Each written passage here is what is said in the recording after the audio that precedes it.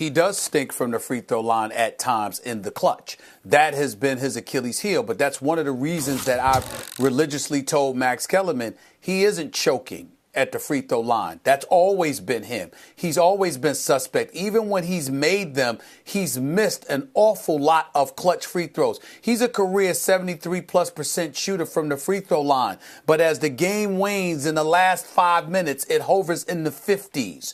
In clutch situations, it hovers in the 40s. That's been him from the free throw line. That's who he is. It's not that he's choking or anything like that. He has never been a stout, big-time free throw shooter throughout his career. It has never happened. He has always been suspect. You look at Kevin Durant and others from the free throw lines, they're in the mid-80s range, tinkering towards the 90s. Don't get me started with the Steph Currys of the world and others. But in the case of LeBron James, that was one of the impediments.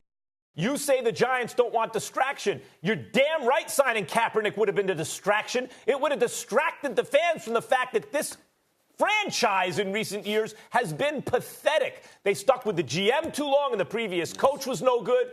They botched the draft after draft after draft. They are now in a position to actually draft up high. They're wasting draft capital, falling in the draft because they're winning meaningless games. Yep. They're exposing, as you said, I don't mind playing your running back and your star wideout, but you need to protect them in terms of minutes played.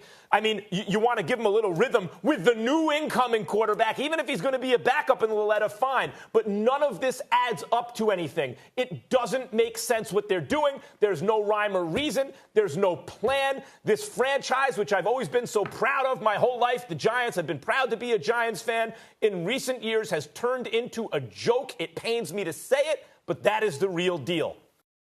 I think that Jerry Jones should try and hire Tony Romo. I think he should try and hire somebody like a Tony Romo. Somebody that he loves like an adopted son and that he will respect, that has the charisma, not just the football acumen. Because if you listen to Tony Romo talk football, the man clearly is incredibly knowledgeable about the game of football.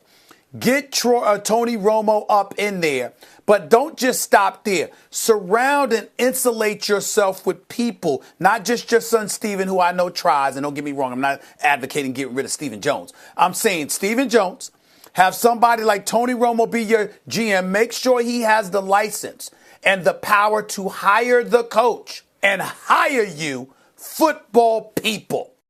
Like, I see him trying to do the right thing now. I see Carmelo thinking the game, but it's not muscle memory. It's not reflexive for him. He has to think it through, and at his speed and age, it's too late. The time was then with D'Antoni in New York with Jeremy Lin. He missed that window. Okay, then he slid because he got older and the league was changing away from his style of play.